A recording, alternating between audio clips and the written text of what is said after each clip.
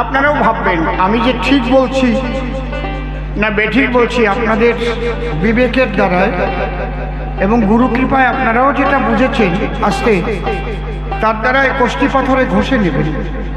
আমি যে কথাগুলো বলবো সেগুলো বিচার করে আপনারা গ্রহণ করবেন। আমি কোনো সময়ই বলি না যে আমি যেটা বলি সেটাই ঠিক, তবে কখনোই আমি আমার তারকর্তার কলমের বাইরে যাই না, অশ্বিনী ঘোষার কলমের বাইরে যাই না। এইবার হরিগুরুচাঁদ চরিত্র সুধা লিখেছেন বিচরণ পাগল মহাশয়, আর গুরুচাঁদ চরিত লিখেছেন আমাদের আচার্য মহানন্দ হালদার মহাশয়। এ নিয়ে অনেক বিতর্ক আছে, সেগুলোর মধ্যে আমি যাব না। আমি ওখান থেকে সূক্ষ্মটুকু ধরার চেষ্টা করি, দুটোর মধ্যে যে সূক্ষ্ম জিনিসটুকু আছে ওইটা আমি গ্রহণ করি। এটা হচ্ছে আমার স্বভাব। আমি অশ্বিনী কর্তার একটা গানের মধ্যে পেয়েছি, পাগল দুইবার হয়। আমি দেখিয়ে দেব। প্রথমে একবার পাগল হয় তাকে পাবার জন্য,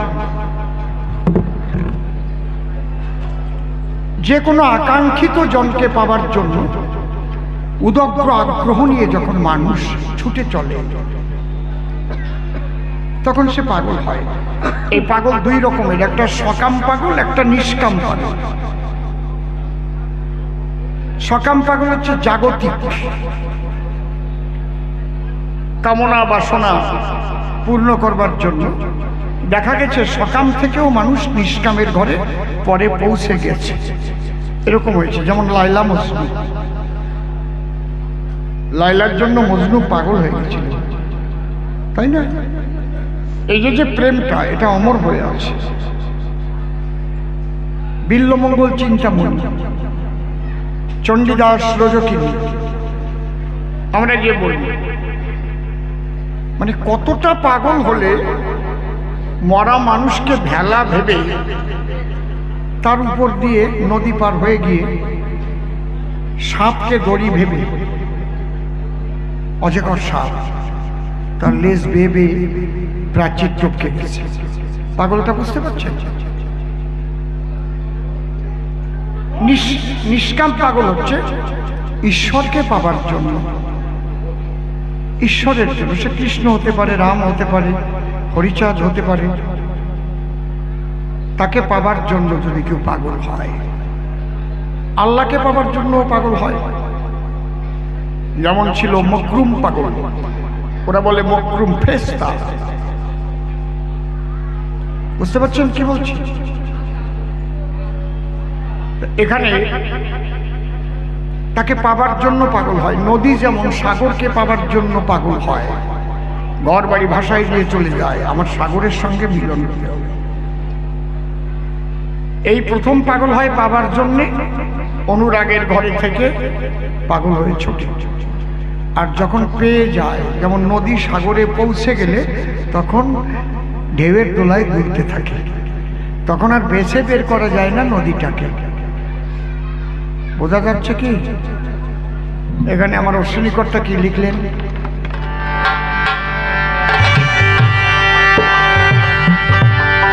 আমি কি আমাতে হরিচাঁদের রূপে নয়ন দিয়ে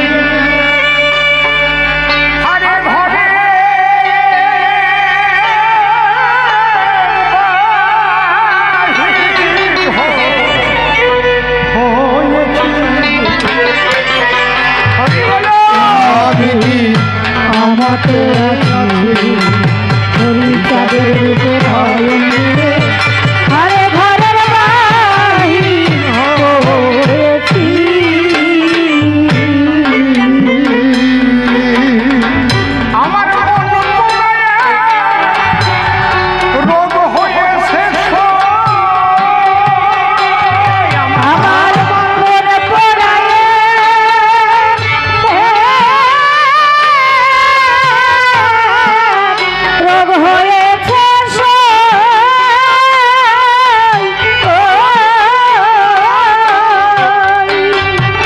আমি সেই রোগের জন্য মরেছি, আমি সেই রোগের জন্য মরেছি। আমি আমাদের আছি হরিচাঁদের হরণ দিয়ে আরে ঘরের বাহির হয়েছি।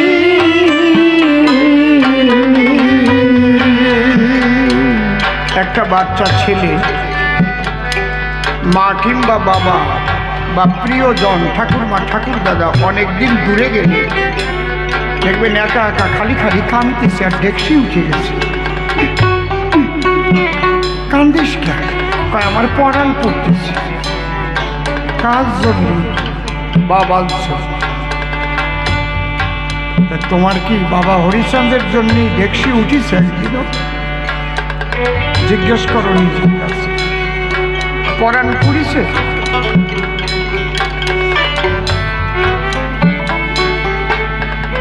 একটু মনে মনে ভাবো, তার জন্য কি পড়ান পুড়িছে? বাবা তোমারে আমি তো পারলাম না।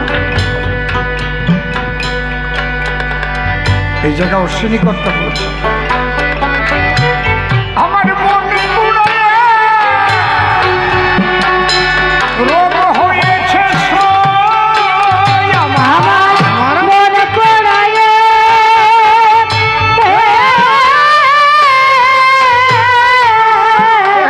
রোগ হয়েছে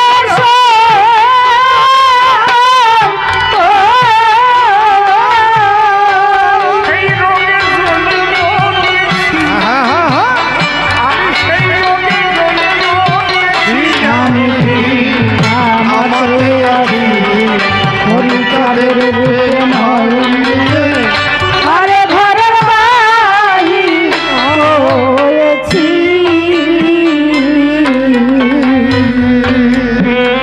এই পাগলের রীতি কি? মন পোড়া রোগের রীতি। রিসাউন্ড হচ্ছে সদা জলে বিষের বাতি, মন হয়েছে স্বর্ণমতি। আমি কি করতেছি না করতেছি অসখী রে,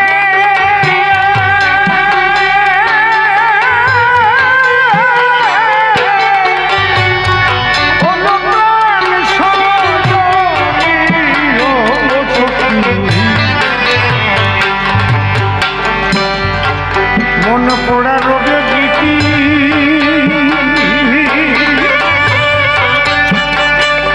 সদা জলে বিষের বাতি, মন হয়েছে ছন্নমতি। কি করতে কি না করতেছি, হয়ে পাগল মায়া।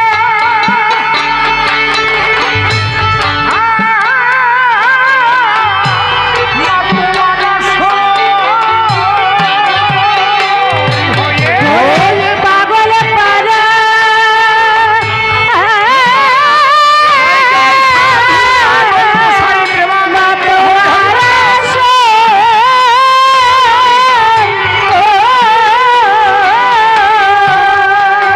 দেখবেন যখন মতুয়ারা যায় হরি, ওই যে বলছে না মতুয়ার এক গুরু ভিন্ন গুরু নাই। ওরাকান্দির হরিচাঁদ ক্ষীরোদের সাই, এ কোন সময় কথা? তার মানে তুমি দীক্ষা টিক্ষা নিবা না, তাই তো? মতুয়া যখন হবা তখন গুরু শিষ্য থাকে না। শিষ্য প্রণাম করে গুরুর পায়, গুরুও শিষ্যের পায় প্রণাম দিয়ে একসঙ্গে হরিবল বলে চলছে। হরিব হরিব হরিব। কিন্তু দুঃখের বিষয় কি জানেন? দুটো জিনিস আমার চোখে পড়েছে। এক কাঠি দিয়ে জয়ডঙ্কা বাজায়, কোনোদিন এটা নিয়ম না। জয়ডঙ্কার কাঠিতেও হরিবোল জয় হরিবোল কবে, এক কাঠিতে জীবনেও হবে না। আর হরিবোল ধ্বনি থাকবে। আজকে সে হরিবোলও কয় না, ডুম ডুম ডুডুম গুটুন গুটুন ডুম কি ঘোড়ার টিভির বাজনা বাজায় গান। প্রেম আরো কয় মাইল দূরে সরে যায় তার ঠিক নাই। বাজনায় টানিয়ে আনবে, রান্নাঘরে নূতন বউ রান্না করতেছে, সে ঠিক থাকতেই পারবে না। ওই হরিনাম আর জয় লঙ্কা শুনে হুমকি খেলাইয়া নিয়ে এসে হরিনাম করবে। নিজে দেখছি কি কোথায় কি বাজনা। প্রত্যেকে যেন দুইটে করে কাঠি দিয়ে জয় লঙ্কা বাজায় এবং চামড়া দিয়ে ছায়। বাজনা শিখই দিয়েন কারে কয়। সেই বাজনার সঙ্গে শিঙা থাকবে।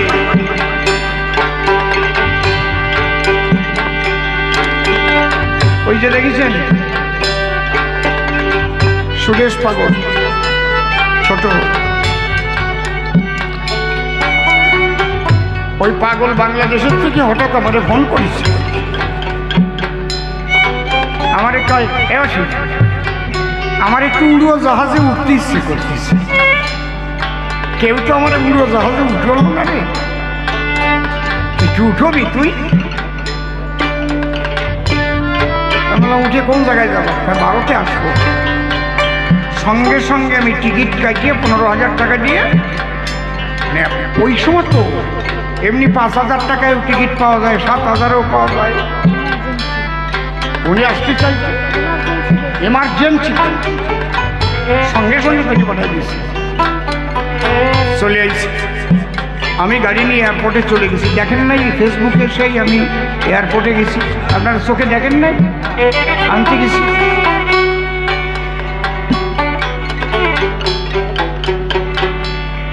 আমি যখন বিপদে পড়তাম কোনো উনি ফোন করত, এই ভয় নাই তো। ওখান থেকে জট করে দেখি ফোন এসে, এই ভয় নাই, জয় বাবা হরিচাঁদ, জয় বাবা হরিচাঁদ। আর একজন আছে, সে হচ্ছে সাতক্ষীরে রবীন পাগল।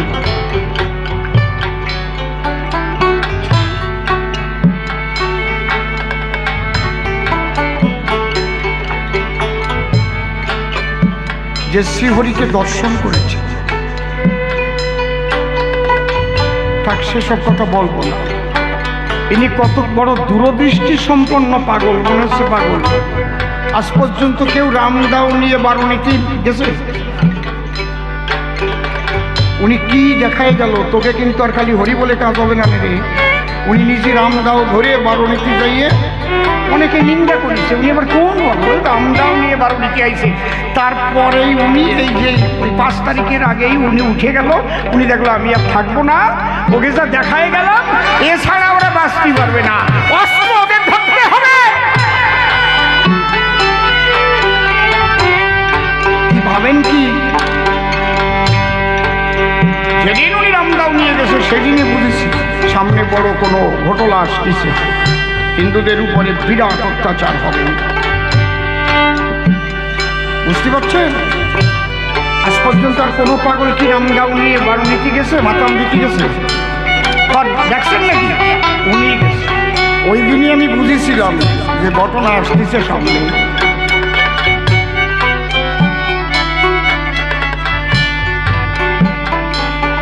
উনি যখনই রামদাও নিয়ে মাতাম দেওয়া হরিম নাম করতে গেছে, আমি বাড়ি 3 রামদাও কিনছি বড় বড়। ওই দিনে বানাইয়ে মোটে দিতে চায় না কামাররা। বুঝতে পেরেছেন? নিজেকে রক্ষা করবার জন্য, আপনার মা বোনদের ইজ্জত রক্ষার জন্য কিন্তু একদম খালি হাত থাকলে হবে না। দেখছেন না চারিদিকে কি হচ্ছে? মরিয়ে যদি যাই বুঝি মারবে, মারিয়েই ফেলবে, তাই 2-4টে না নিয়ে মরবো না। যদি কিছু না থাকে তা কি দিয়ে মারবা? ঘোড়ার ডিম দিয়ে মারবা।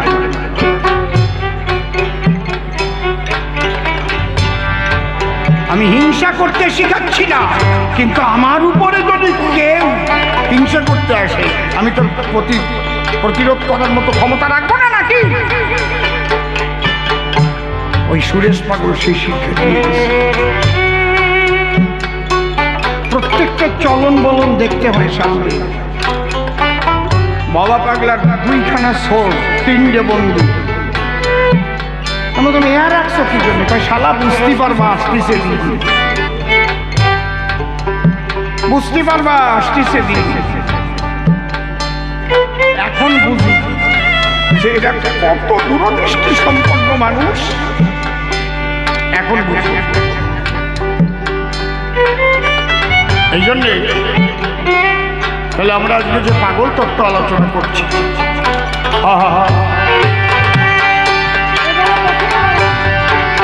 এ বড় কঠিন ব্যায়াম, কিছুতে হয় না আরাম, কেবল বলি মলাম মলাম, আমি মরমে রয়েছি। হরি চিন্তা বলি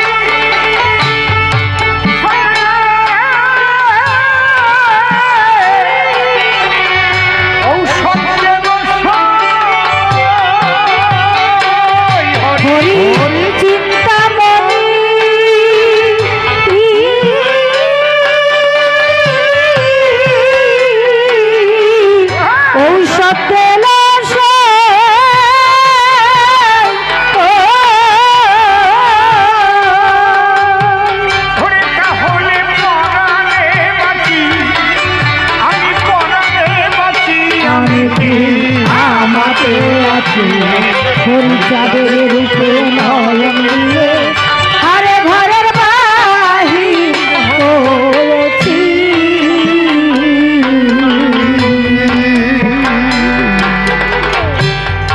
হরি প্রেম বিচ্ছেদে রোগে আমি বাঁচি না তার ভাবুক বেগে, মন বসে না ভোগে যোগে,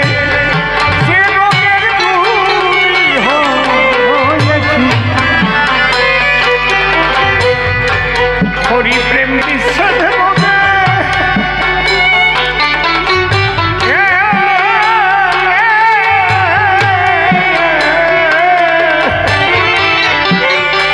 বাসি না তার ভাবুকে বেগে, মন বসে না ভোগে যোগে, যে রোগের রোগী হয়েছি। আমি ক্ষণে খাসি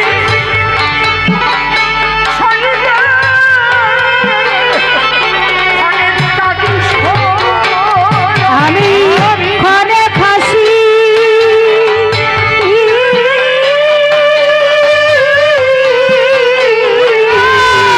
ঘরে কাঁদি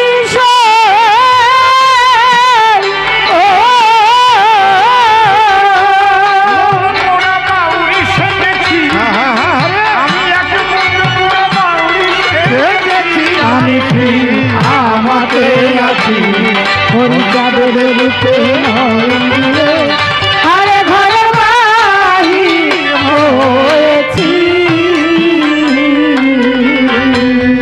এইবার শ্রীহরি দর্শন করবে। এতক্ষণ পাগল হয়েছে তাকে পাবার জন্য, এইবার জ্যোতির্ময় রূপ দর্শন করবে। হ্যাঁ, লেগে সেই রূপের ছটা, তখন খসে পড়ল পবিত্র কাটা, চাকরির পর দিয়ে মাতা তরঙ্গে সার খেয়েছি। বললাম না সাগরের তরঙ্গে মিশে যায়। এই তরঙ্গ হচ্ছে আনন্দের তরঙ্গ, সচ্চিদা আনন্দ মায়া। লেগে সেই রূপের ছটা সখীরে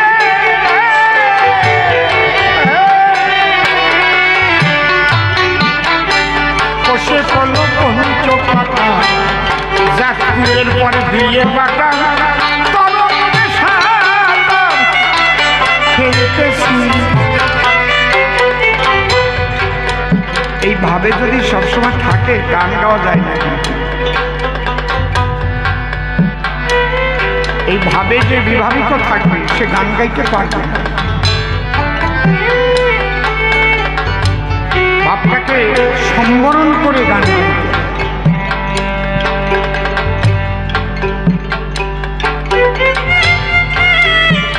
সেই রূপের ছটাতে কেমন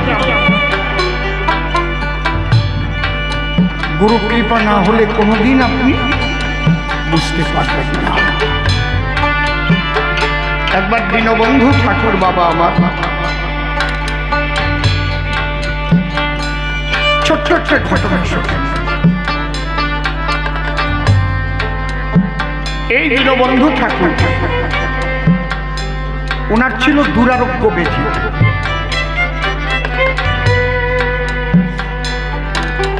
লিভার,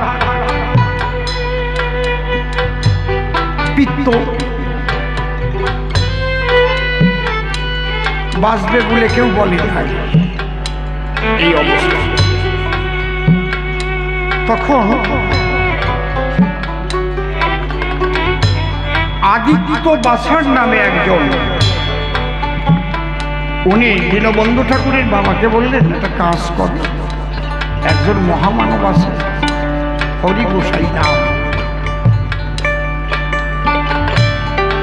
তার কাছে নিয়ে গেলি বাবা। তখন ওই বাসার বাবু সাহচর্যে হরি গোসাইয়ের কাছে দীনবন্ধু ঠাকুরকে নিয়ে পৌঁছানো। আগে কিন্তু এনাদের পাইক টাইটেল ছিল, পাইক, ঠাকুর টাইটেল ছিল না। এটা ওরাকান্দির বাবা শ্রীপতি ঠাকুর কিন্তু এই ঠাকুর টাইটেলটা দিয়ে গেছেন। ছোট, খুব ভালো করে কথাগুলো শোনেন, লক্ষ্য করে শোনেন। আজকে কীর্তিবাস ঠাকুর মহাশয় ওনাদের আগের টাইটেল কি ছিল? পাইক। যেমন আমার আগের টাইটেল কি সরকার ছিল না, কবি গান গাইবে সরকার। পাগল বিজয় সরকারের আগের টাইটেল কি সরকার ছিল না, অধিকারী। নিশিকান্ত সরকার আগের টাইটেল কি সরকার ছিল না, রায়। রসিক বাবুর আগের টাইটেল কি সরকার ছিল না, মন্ডল। বুঝতে পারছেন কি বলছি? সুরেন্দ্রনাথ সরকার মহাশয়, শ্রীনিবাস সরকার মহাশয়, ওনাদের আগের টাইটেল হালদার। ওই শরৎ ঠাকুর ঠাকুরনগরের শরৎ হালদার। বুঝতে পারছেন কি বলছি? যখন দীনবন্ধু ঠাকুর তাকে নিয়ে বাবা হরি গোসাইয়ের কাছে যাই, বাবা হরি গোসাই বললেন,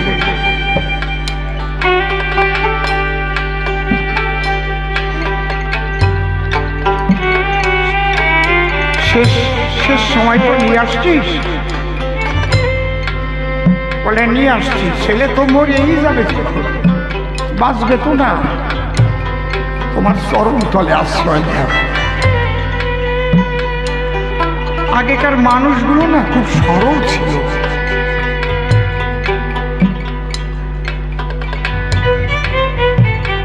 একদিন ভবা পাগলা বলেছিলেন, এই শালা বলতো লতার মধ্যে কোন লতা শ্রেষ্ঠ?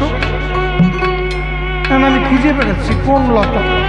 হতে পারবি না, আমি তো জানি সরলতা। সরলতা হচ্ছে শ্রেষ্ঠ সম্পদ। এই সরলতা না থাকলে না ঈশ্বরের প্রেম সরল দেখা ছাড়া চলে না, বক্র থাকলে আর বোঝে না।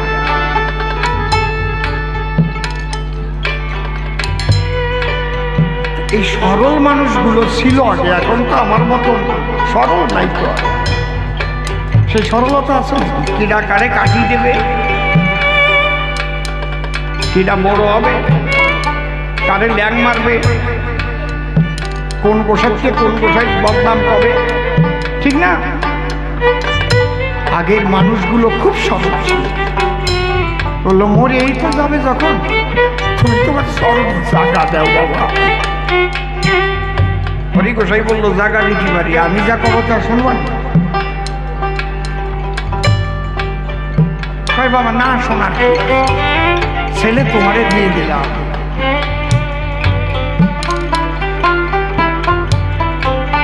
ওই যে দীনবন্ধু তখন তো ঠাকুর না, পাই,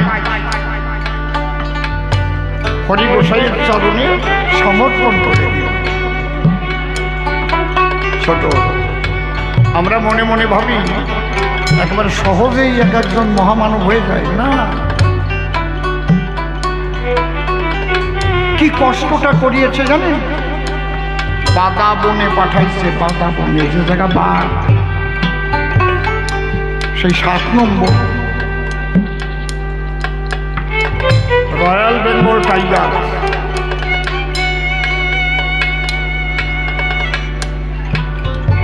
কাঁথা ফরায় রাখছে, ভালো বিছানায় শুতে দেয় নাই, ভালো খাবার খাতে দেয় নাই।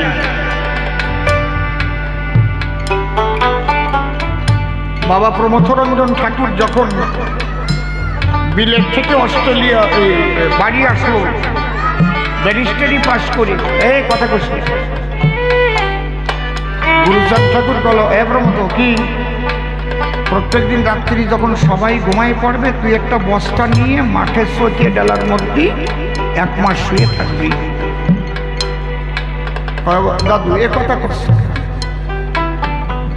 কেন বোঝো না? সুখের শরীর হয়ে গেছে তো তোমার,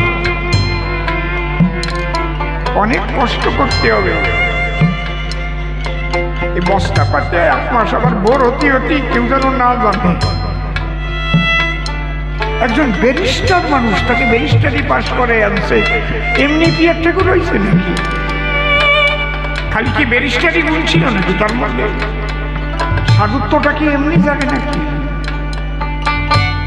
ওই সটিয়া ডালার মধ্যে শোয় রাখছে, আবার ভোরবেলা চলে গেছে। দীনবন্ধু ঠাকুরকেও খাটনি দিয়েছে, বাঘের মুখে মাথা গেছে, চলে গেছে। গুরুদেব পাঠাইছে। অনেকে বলে মতুয়ারা অলৌকিক কিছু মানে না, ওরা জানে না।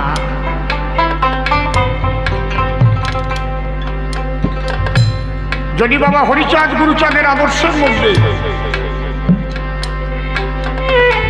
শুধু বাস্তববাদ থাকতো, আধ্যাত্মিকতা না থাকতো, তাহলে এইভাবে মানুষ গ্রহণ করত না। এত সোজা না। একটা মতবাদ যেভাবে ছড়িয়েছে সারা পৃথিবীতে, এমনি ওরাকান্দি বসে অস্ট্রেলিয়া দেখানো লাগছে সিএস মিডে, আর এখন বড় বড় উচ্চ শিক্ষিত হয়ে ডব্লিউবিসিএস, আইএস।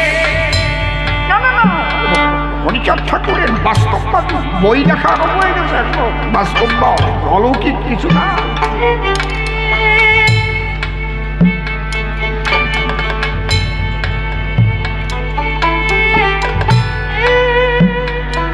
ঘুমায় না, 18 দিন ঘুমায় না। ঘুম যখন আসে গাছের সাথে মাথা ঠুকে রক্ত বের করে দেয়। গুরুদেব বলছে ঘুমাইস না,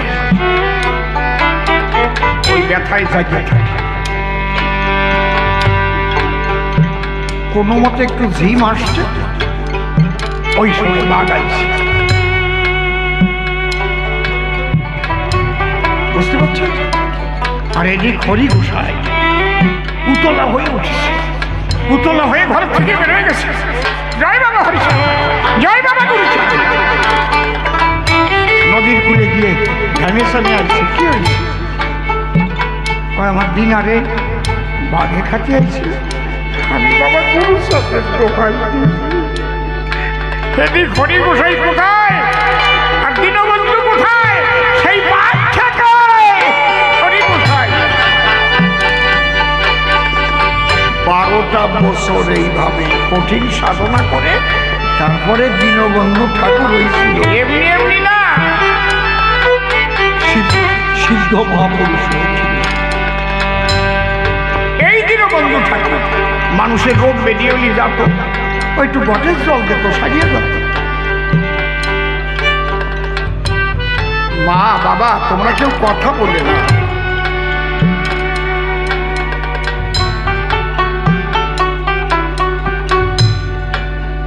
একজন ডাক্তার ছিল, তার নাম নরেন রক্ষী।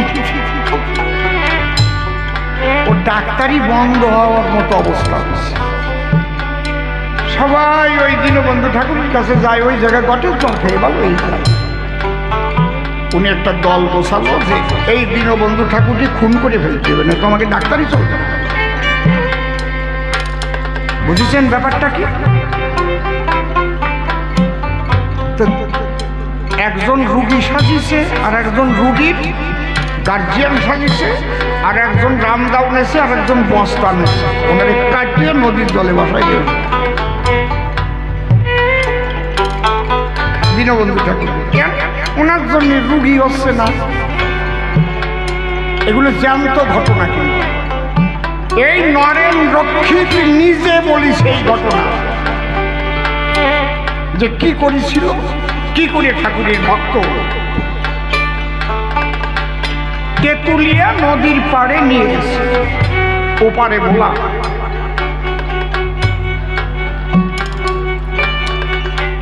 নিয়ে তখন বলছে, শোনো তুমি যে ঘটের জল দিয়ে রুগী সারো, কি পাইছো ওইটা আমাদের দাও, নাহলে তোমাদের খুন করে ফেলবো।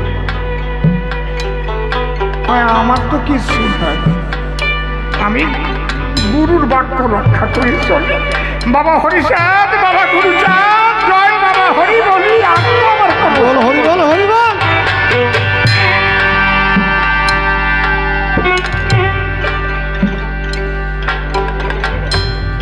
তোমার আজকে কাটিয়ে ফেলবো, তুমি গোপন করতেছো, তাই তোমার মানবো না।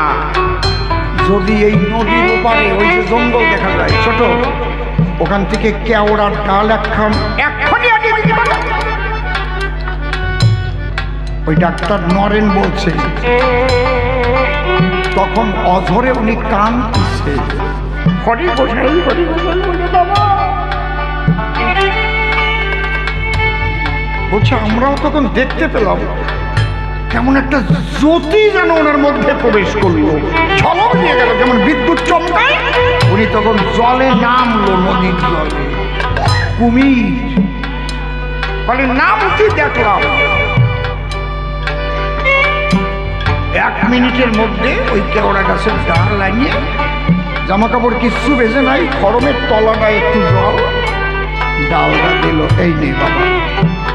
আমরা 4 জনই ওনার চরণে পড়ে গেলাম। তখন আমরা জীবনে এই দৃশ্য দেখি না, সেই বাবা দীনবন্ধু ঠাকুর যা দেখিয়েছিল।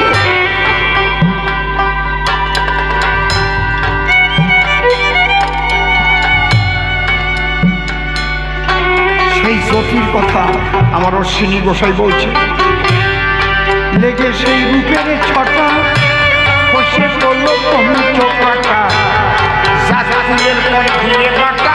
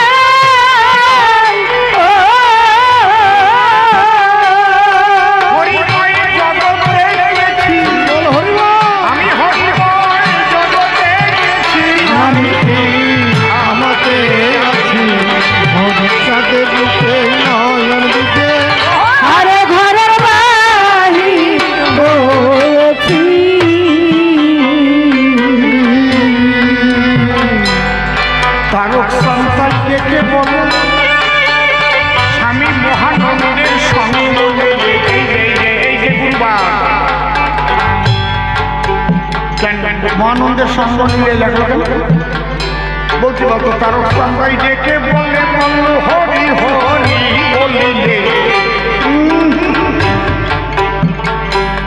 স্বামী মহানন্দের সঙ্গ নিতে বলেছে, যিনি সদ্গুরু হন তার ভিতরে সবসময় প্রেমানন্দ মহানন্দ বলা থাকে।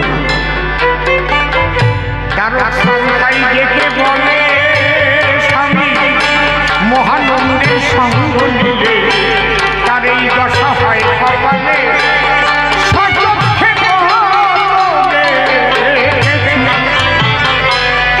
আমি একটা কথা বারবার বলবো, আমার এখন শেষ বয়স, 65-66 বয়স হয়ে গেছে, আর কয় বছর থাকবো তাও জানি না। যারা বলবে যে মতুয়ারা জন্মান্তরবাদ মানে না, আত্মা পরমাত্মা মানে না, দয়া করে তারা আমাদের বায়না করে নেবেন।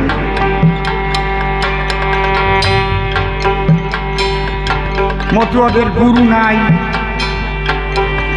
কারণ এই জায়গায় আজকে আলোচনা শুনেছি আমি। একজন বলতেছিল, তখন আমি ঢুকেছি, মতুয়ারা সব পাপ পুণ্য মানে না, ঋণবার্তা জন্মান্তর এসব মানে না। কেরা কইছে ওনার দ্বারা এই সমস্ত? তাহলে তারও বসায় উঠে যাবার পরে যে জুতো সাথে কিনে দিল আবার নিজে দেহ ধরে জগদীশ গোসাইর দ্বারে, সেই জুতো সাথে এখনো আছে, সিকপাইটা আছে আর জুতোর তলাটা আছে। এই আমরা দেখেছি এখন আছে।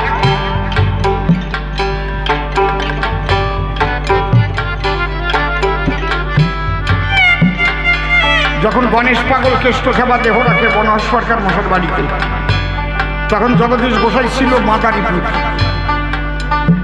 উনি ওনার শিষ্য বাড়ি বললো, এই আমি একটু ঘরে ঢুকবো, শুয়ে পড়বো, শোন ছোট বাইরে দিয়ে তালা নেই, আমি যতক্ষণ না উঠবো না ডাকবো কেউ কিন্তু দরজা খুলবি না। কয় পাগল যাবা কোথায়? গণেশ পাগল উঠে গেছে দুর্গাপুর। মাদারীপুর কোথায় আর দুর্গাপুর কোথায়?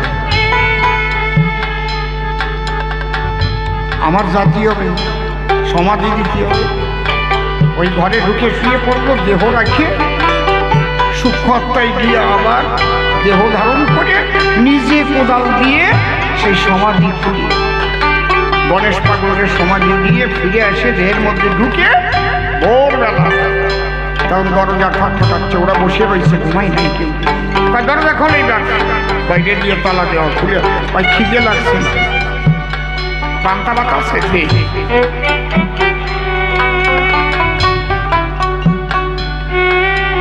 আর কেউ যদি কয় ভতুয়াদের দরবারে এ সমস্ত কিছু নাই, আমার তাই মানিয়ে নিতে হবে, তাই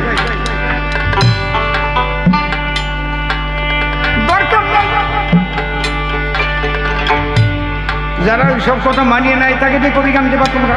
ওই যে উত্তম আছে, একজন মনোরঞ্জন আছে, আমারে ডাক্তার না, কারণ আমি একটা ভাবের মানুষ, ভাবে আছি।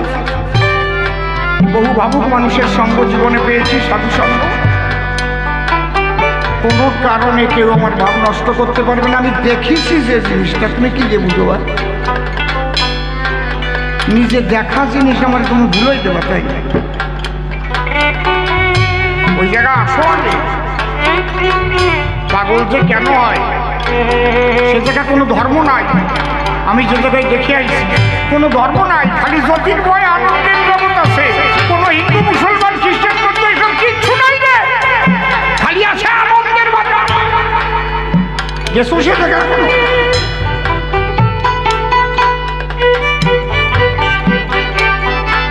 তারক সন্তাই ডেকে বলে, স্বামী মহানন্দের সঙ্গ নিলে তার এই দশা হয় কপালে। সচক্ষে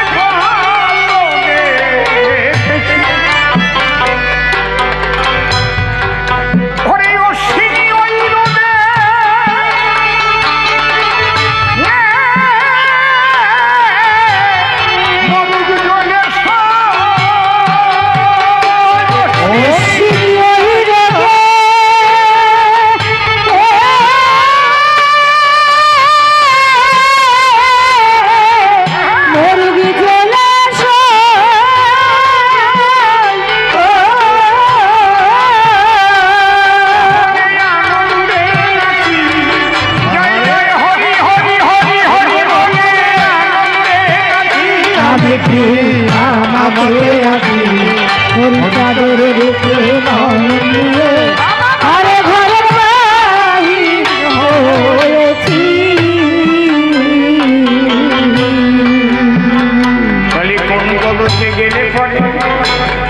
মানুষ পাগল হয়।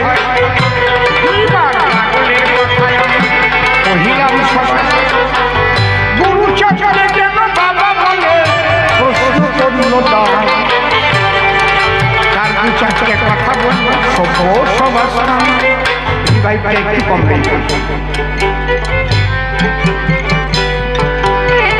ভগবান শ্রীকৃষ্ণ, আপনারা জানেন পৃথিবীর 128টা দেশে কৃষ্ণ মন্দির রয়েছে। আমি অসীম সরকার নিজে মুসলিম রাষ্ট্রে দুবাই শারজাতে গান গাইতে গিয়েও দেখেছি, সেখানেও শ্রীকৃষ্ণের মন্দির আছে।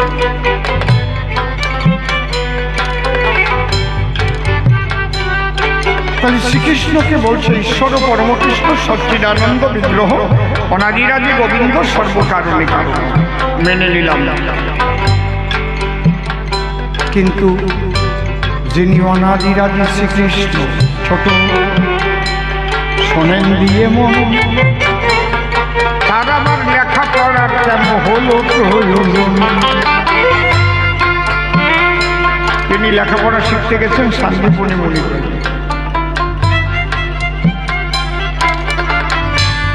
হিস্ট্রি অফ এডুকেশন, শিক্ষার ইতিহাসকে 3 ভাগে ভাগ করা হয়েছে বুদ্ধিজীবীরা। একটা প্রাচীন যুগীয় শিক্ষাধারা, একটা মধ্যযুগীয় শিক্ষাধারা, একটা আধুনিক যুগীয় শিক্ষাধারা।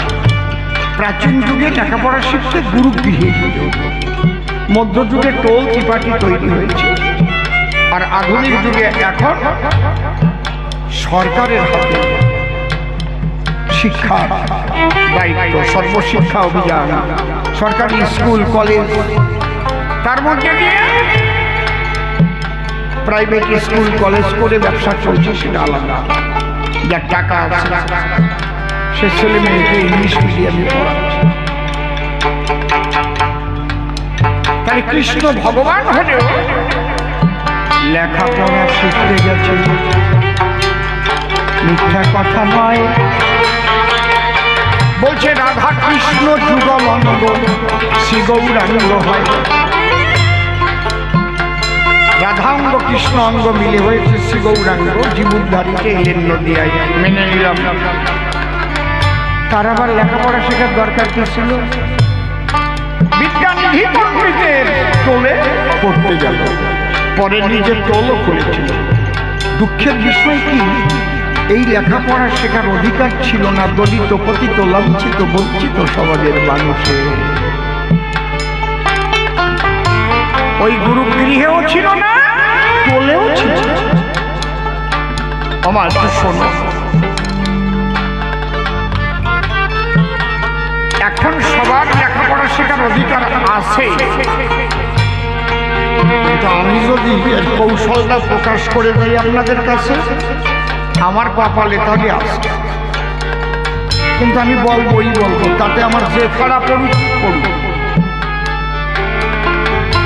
সরকারি শিক্ষায়, সরকারি স্কুলের শিক্ষায় শিক্ষিত যদি আপনার সন্তানদের করেন, তাহলে আপনার সন্তানরা যে কোনোদিন লেখাপড়া শিখতে পারবে না সে কল করে রাখছে। 8 পর্যন্ত পাস ফেল নাই।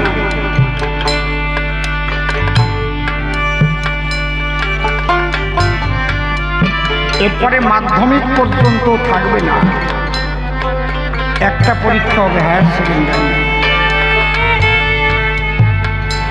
একমাত্র বড় লোকের ছেলে পেলেই লেখাপড়া শিখবে যার বাবার টাকা আছে। আমি বলে যাচ্ছি, আমি কোনো রাজনীতির কথা বলছি না, কিন্তু কেউ ভাববেন না আমি দলিত সম্প্রদায়ের ঘরের ছেলে, আমি দলিতের কথা বলবোই বলবো। নাকি আমার অপরাধ হচ্ছে নাকি? কি কৌশল করে আপনাদের ছেলে মেয়েদের একেবারে দাস করে দেবে। স্কুলে যদি পরীক্ষার ব্যবস্থা না থাকে, তাহলে ছেলে মেয়ে লেখাপড়া শেখে, খালি খাতি যাবে ডিম ভাত।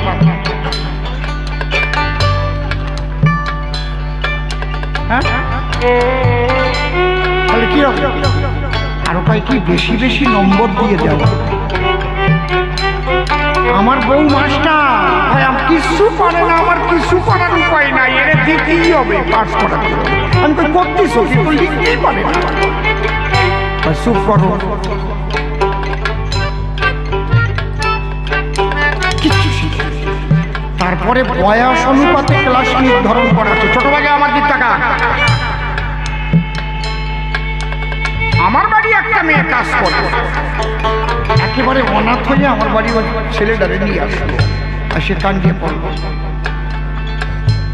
আমি বললাম যাও, রেখে দাও। ছেলেটার বয়স 10 বছর, কথাও জানে না, সরেও জানে না, ধরে ভর্তি করতে হলো। আধার কার্ড দিয়েছে, ক্লাস আসিয়ে দিচ্ছে, ওয়ানে ভর্তি হতে পারবে না, আর এক ক্লাসে 2 বছরও থাকতে পারবে না। এগুলো তোমরা জানো কি? যখন চাকরির পরীক্ষা হবে, এইগুলো কি কোনো চাকরির পরীক্ষায় পাস করতে পারবে? পারবে?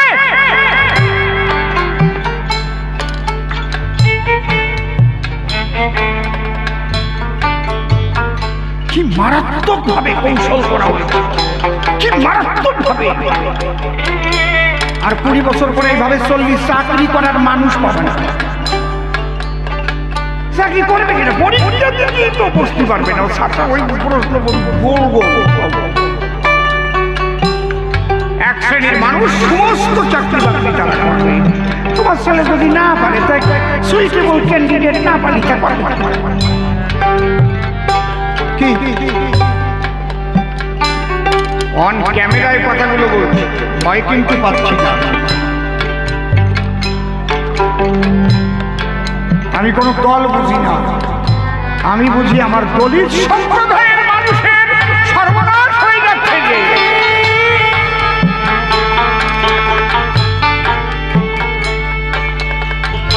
এইগুলো নিয়ে ভাবতে ভাবতে আমার মাথার চুল কয়টা গেছে, বুঝতে পারছি। আমি তো একটা টিকপুটি, আমাদের মধ্যে যারা বড় বড় নলা কাকলা, তারা কিছু পাই না।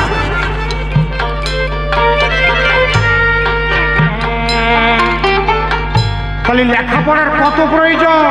কৃষ্ণ শিখিছে, গৌরাঙ্গ শিখিছে, কিন্তু কেউ দলিত সম্প্রদায়ের জন্য একটা স্কুল তৈরি করেও যায় না, আর এদের লেখাপড়ার অধিকারের জন্য কেউ চেষ্টা করে না।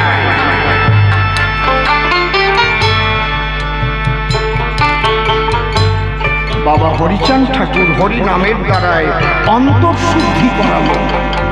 জামা কাপড় ময়লা হলে ধুয়ে লাগাও স্ত্রী, ঘর বাড়ি পুরানো হলে তাতে লাগাও মিস্ত্রি। মনের ময়লা যাবে কিসে, বাবা হরিচাঁদ ভাবলেন তাই হরি নামের প্রেমের বয় অন্যায় ভিতরটা ধোয়া। উপর দিয়ে যতই ময়লা জড়ান, কাদা জড়ান, ধুলো জড়ান, ভিতরটা কি সুন্দর পরিষ্কার হয়ে যায়। হরিবল বলে যখন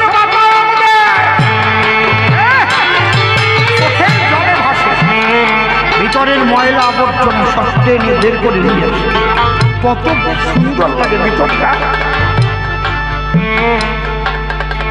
এটা দিলেন হরিচাঁদ ঠাকুর, সবাইকে ধর্মীয় অধিকার দিলেন। নারী পুরুষ একাত্তরে প্রেমানন্দে উচ্চস্বরে বাহুবলে হরিবল হরিবল হরিবল। যে অধিকার ছিল না কোনদিন আমার হরিচাঁদ, সেই অধিকার দিলেন যারা ছিল দিনহীন। আর বাবা গুরুচাঁদের উপর দায়িত্ব দিলেন শিক্ষাই জাতির মেরুদণ্ড। আজকে বাবা গুরুচাঁদ ঠাকুর যদি না আসতেন, আমার কথা বলার অধিকার ছিল নাকি? জিভ কাটা হয়ে যেত কবে, তার ঠিক নাই। যদিও তোরা করিস ভিক্ষা, ছেলে মেয়েদের শিক্ষা, শিক্ষা সংহতি সংগ্রাম চেতনা, দলিতের মুক্তি নাই এই না। মরি কিংবা বাঁচি আমি তাতে ক্ষতি নাই, গ্রামে গ্রামে পাঠশালা করে দিতে চাই। শুধু তিনি কথা বলেন নাই, 4500 স্কুল করেছেন বাবা গুরুচাঁদ ঠাকুর। এই দলিত পতিত লাঞ্ছিত বঞ্চিত সমাজের মানুষের উন্নয়নের জন্য। তারে বাবা কব না, তাই বাবা কব কারে।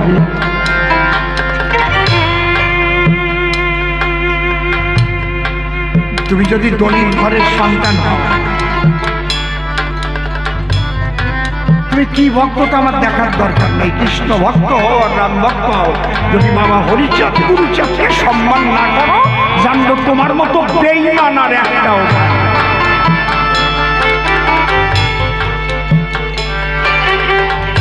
আম্বেদকর সাহেবকে একটা কাজের জন্য বাবা টাইটেল দিয়েছিল, একটা কাজ, শুধু চৌদার পুকুর অভিযান করেছিল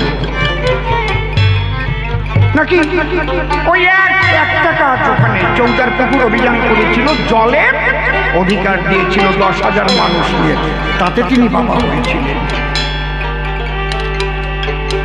আর যে মানুষটা সমাজে 85% মানুষের শিক্ষার অধিকার দিল, বাবা গুরুচাঁদ সবাই একবার হরি হরি বলো, হরি বলো, হরি বলো। এই জন্য